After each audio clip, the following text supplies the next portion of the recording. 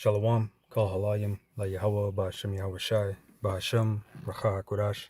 Double honors to the apostles, elders, and bishops of Great Millstone who rule well, who I learned this truth from, and Shalom to the elect. All right, starting with the 144,000. So this lesson is going to go into the scripture, primarily Luke 22 and 31. All right, and let's see where the Spirit takes it. This is Luke 22:31. And the Lord said, Simon, Simon, behold, Satan had desired to have you, that he may sift you as wheat. But I have prayed for thee, that thy faith fail not. And when thou art converted, strengthen thy brethren. Right? So this is going into Yahweh Shai. He's telling Simon, which is another name for Peter, pretty much, look, Satan wants to sift you. All right?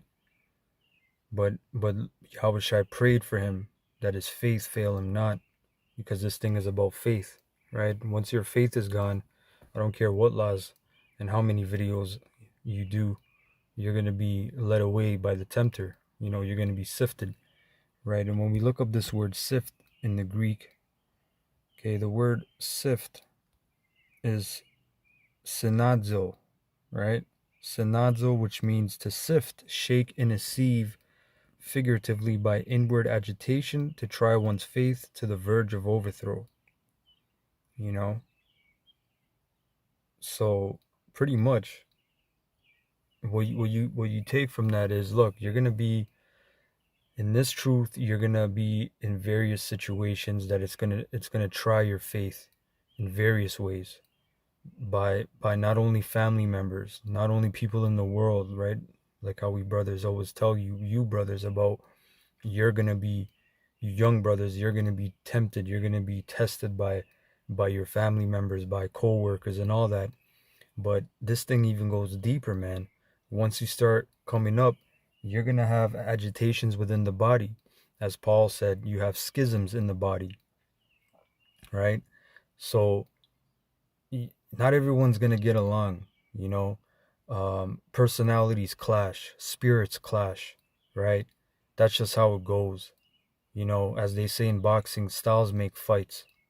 You know, so you're gonna have different personalities and spirits in a camp, and things gotta run smooth, right? The wheels gotta turn, all right.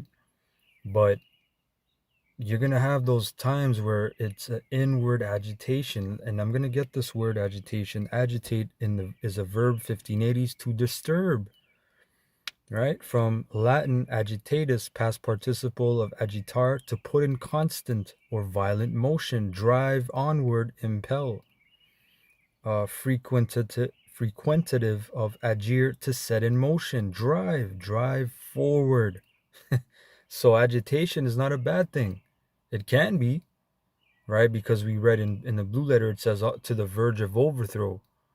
You know, and the book of Corinthians, I believe 2 Corinthians says, the Lord hath not tempted thee above that which thou can handle. Pretty much, I'm roughly paraphrasing. Pretty much, the Lord doesn't try you above the measure you can be tried, unless it's an overthrow, unless the Most High is getting ready to take you out. So to set in motion for what? To make you better, man. You know, like I said, you're gonna have men in this truth where a man might agitate you just by whatever it is. He might be speaking a certain way. He might say certain things, and some of those things have to get ironed out. You might have to speak to the brother. But other times, it's just how the brother is, man. You can't do anything about it. And it'll piss you off. You might be pissed off at camp. Those times, you got to make yourself better. Pray to the Lord that he may guide you, that he may correct your spirit, or maybe correct that brother's spirit. Pray for that brother. That's another thing, man. Some guys don't pray for brothers. Pray for that brother. Pray for a brother that you're having an issue with. Pray for yourself that everything is all right with you. You're not angry with your brother. If you're secretly angry with your brother, you're pretty much a murderer, man. You know, you're in that spirit of Cain. How are you going to be angry with, yeah, I love you, how about Shimmy Shai, but I'm angry with my brother? Nah, man. You know? That's coming in that spirit of Antichrist. So to set in motion, that's a good thing, to drive.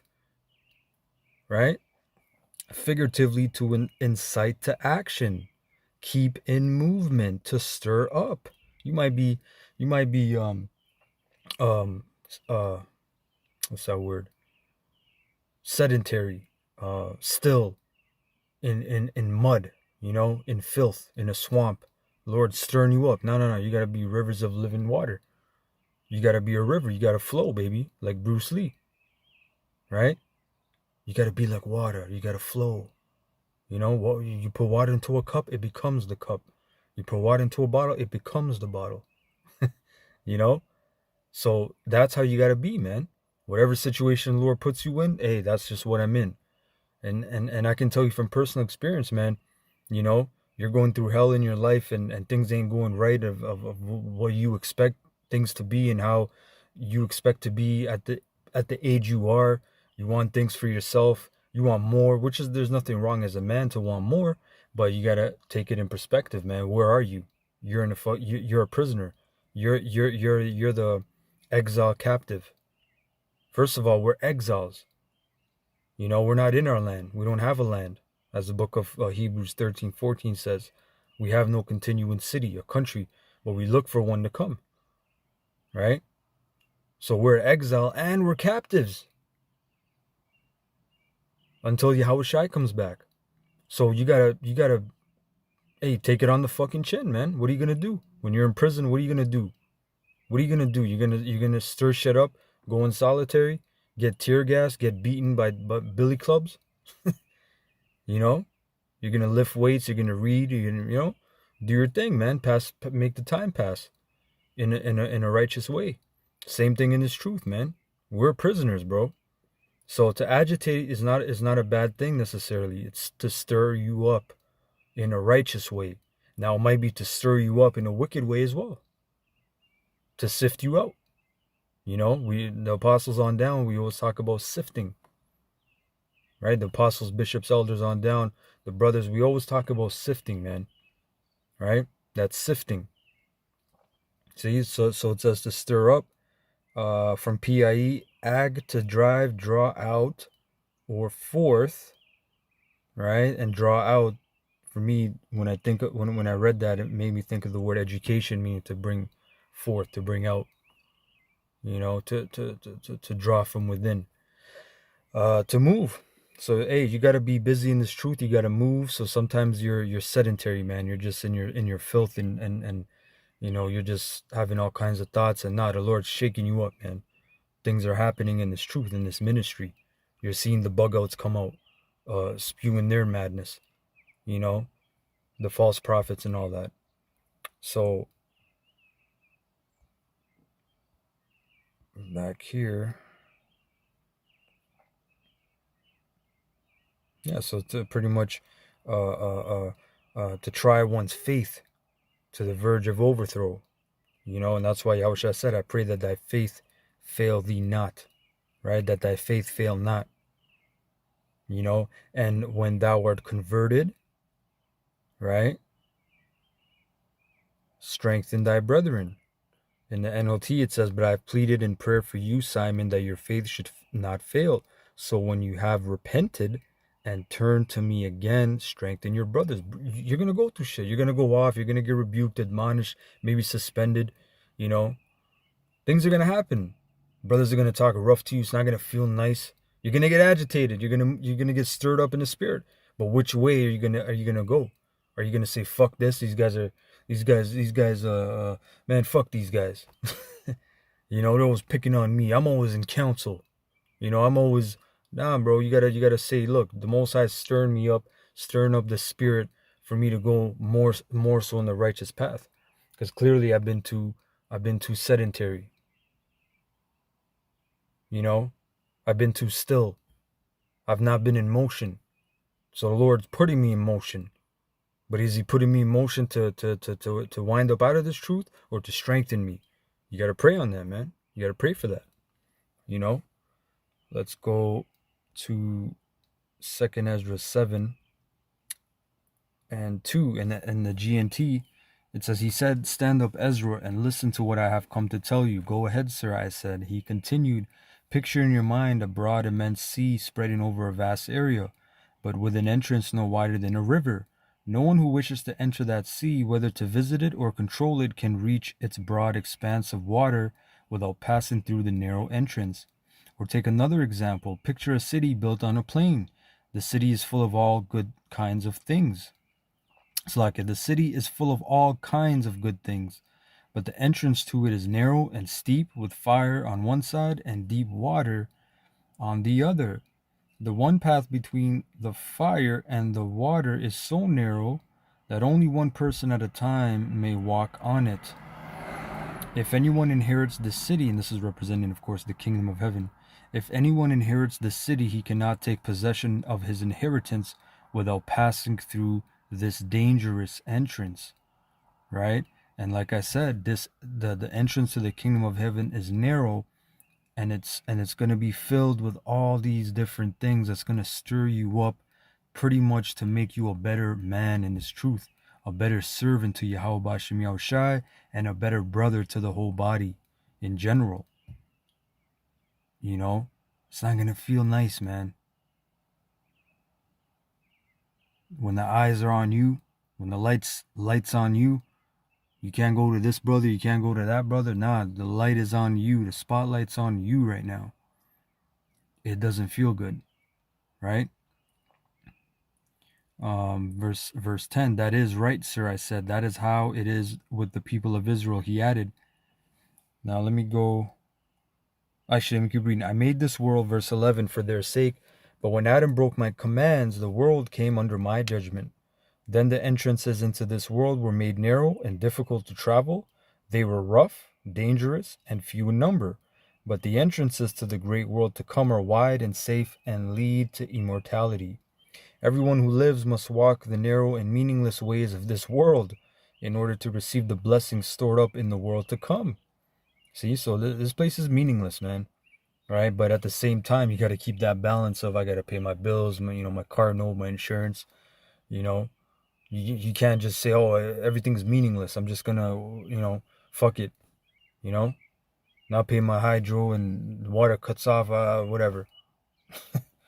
Nah, you gotta balance that shit in a way to where it works, but you know in your mind that, hey, this is bullshit, pretty much, right?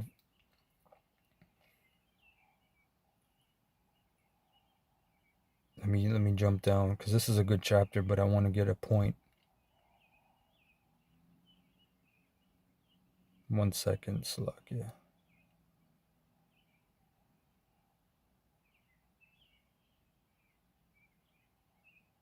Bear with me 1 second.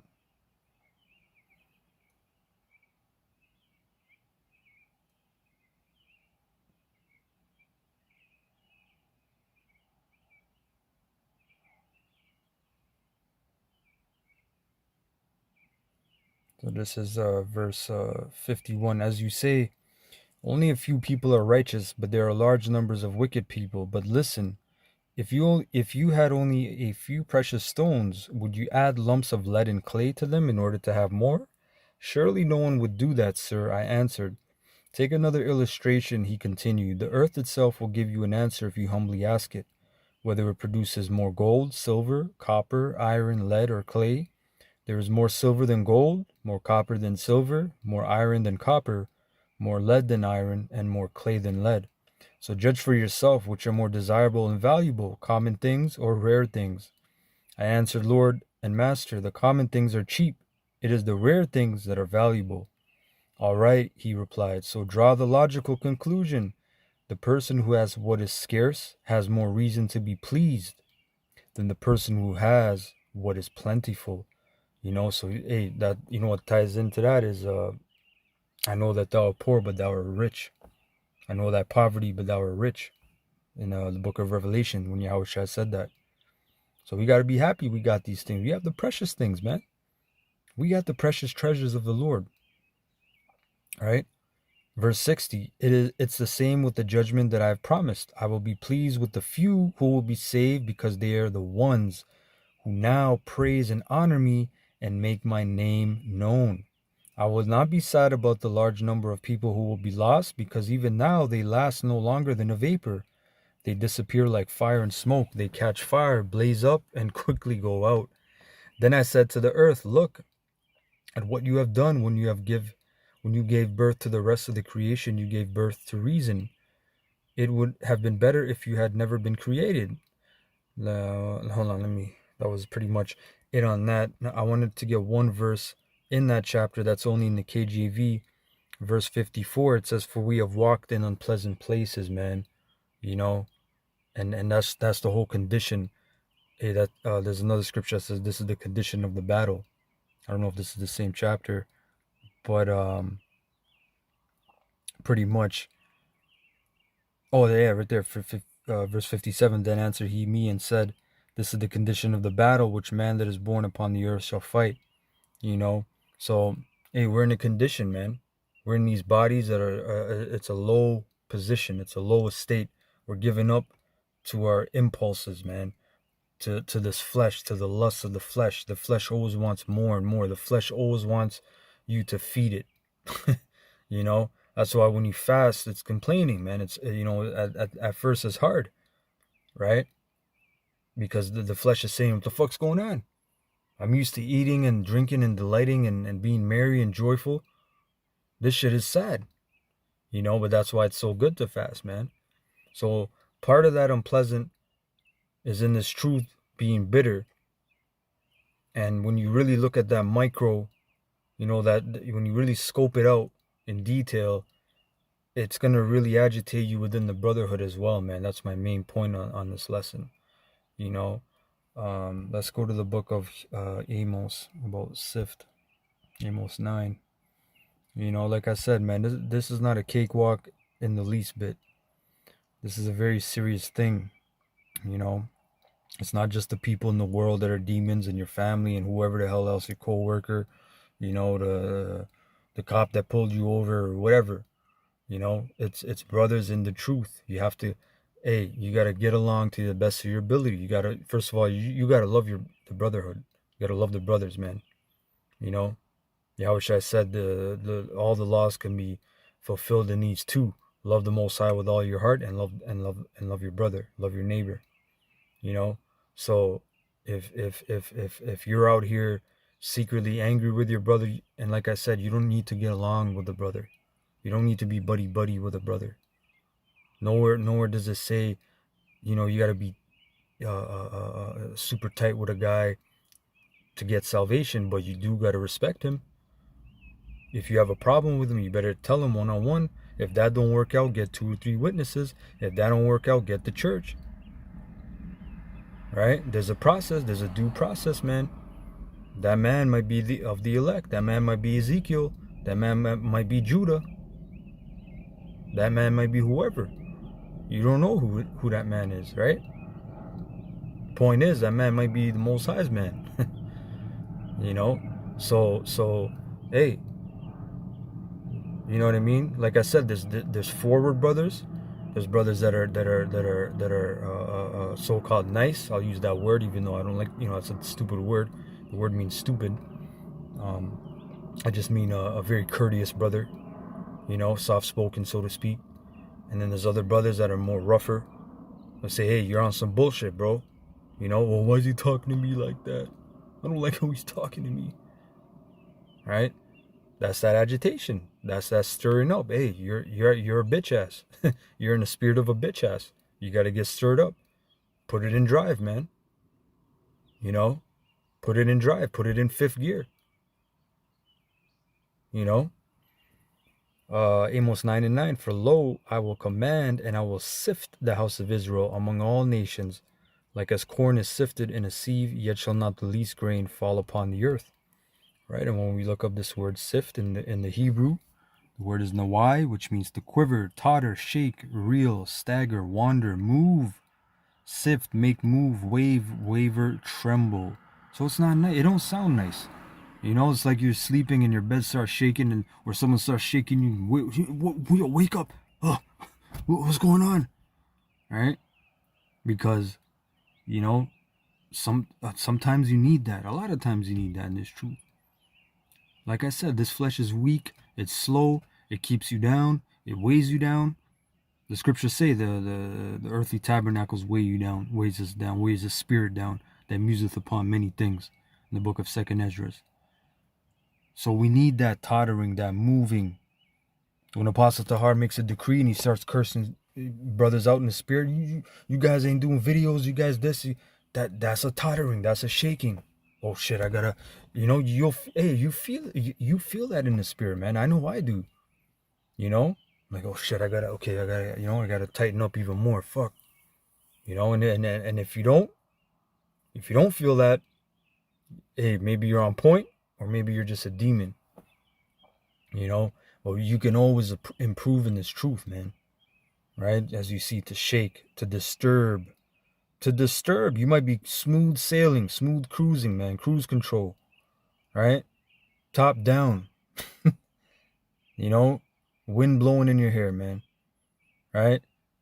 I got this, man. Yeah. And boom, fucking flat tire, man. Oh shit, the fuck's going on? Right? The Lord's shaking you up, man. Wake up, nigga. Wake up. Get your ass moving. You might be doing the videos, doing this, doing that, but you and a brother got some static, as they say in the world. You got some static. There's an uneasiness or whatever the case is, man. Settle that shit. Settle that shit, man. Don't be a bitch ass. Don't hold it in. Right? The scriptures say open rebuke is better than pretty much keeping in hatred, so to speak. I'm roughly paraphrasing. How good is it when you're rebuked, or you're reproved? And a lot of times, man, a lot of shit's just in brothers' heads, man. Them demons, when you keep shit in more and more and more, them demons start playing reels of movies in your head. It start playing movies in your damn head about the brother, how he's wicked, and this is having all these thoughts, and then them thoughts are entering your mind, and you're now rebuking them thoughts, and then those thoughts actually set in, and now you're thinking about it, and every time you see that brother, you salute him, you're looking at him sideways. Bro, that's off. So the Lord is shaking up a lot of men. He's sifting. Hey, like Apostle Gabar said, we're constantly in the sift. We have sifting season, like the Passover, the Pesach, for example. But I remember Apostle Gabar said we're constantly in the sifting, process. Right? Because of this scripture right here, Amos 9:9, he's sifting us among all nations, and it's not nice. It don't feel nice, man. It does not feel nice. Now, there's one more thing I wanted to bring out, because I was looking up this word sift. Hold on one sec. Right? So this is from cleansingfire.org.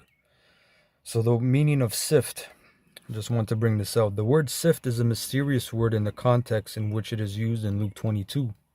In the New Testament, the word for sift occurs only once and indicates pressure building on Peter, i.e. his being sifted. The Greek word is synazio, a verb from the root word synion, a sieve, implying a meaning of to riddle, as a soldier fallen in battle might be riddled with bullets or bullet holes. The second meaning of sift is identified as figurative by inward agitation to try one's faith to the verge of overthrow, and it would seem to be entirely consistent with what would actually become Peter's experience. Okay, so that's interesting, where it said as a soldier fallen in battle might be riddled with bullet holes. You're gonna take L's, as they say in the world, in this truth. You're gonna feel undermined. You're gonna feel unappreciated, or whatever those situations are, which is bullshit anyway, because we're working for a prize, for that penny. Why doesn't the elders share my video? Why don't they speak about me? Why don't they mention me? Some bullshit, man. All that dumb shit. I'm just giving out some petty examples that become real problems. These things become real problems, man. And demons start running up in your head. Yeah, the elders always sharing this guy's video. They don't share my video. I do 2 videos a day. You know. But hey, the scriptures say, in connection to a soldier fallen in battle, right? A righteous man falleth 7 times, but getteth back up.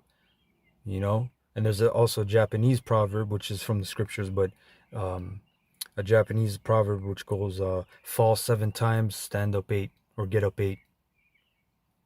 You know, so hey, man, you know, I don't want to ramble on.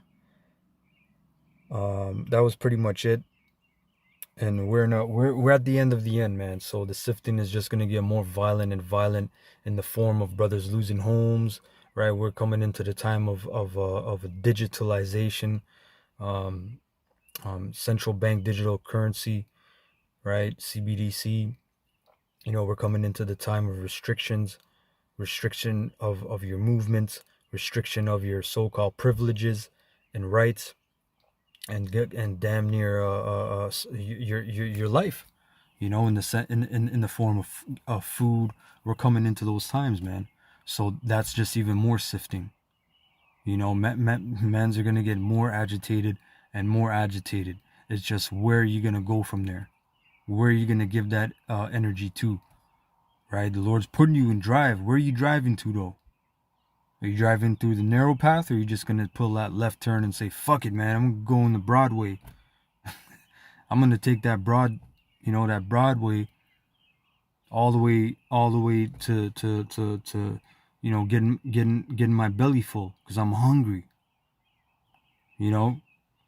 So anyway, Kal Halalim La Yahweh Ba'Shem Yahushai Ba'Shem Racha HaKodash. Double honors to the apostles, elders, and bishops of GMS who rule well, who I learned this truth from, and shalom to the elect. Kwame Yasharallah.